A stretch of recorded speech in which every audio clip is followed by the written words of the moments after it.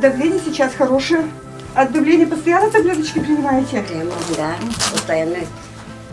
Раньше Юлии Васильевне из села Понино приходилось добираться до больницы самостоятельно. Сейчас врачи приезжают к женщине на дом.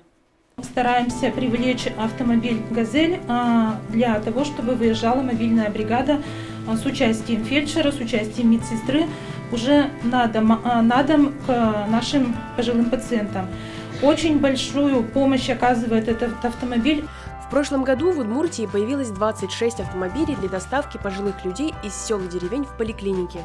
Но в связи с пандемией была пересмотрена эта работа и принято решение о том, что мы теперь доставляем медицинских работников на этих автомобилях до пожилых людей.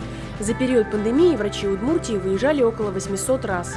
Более 6500 пожилых людей получили медпомощь на дому в рамках нацпроекта «Демография», инициированного президентом России Владимиром Путиным.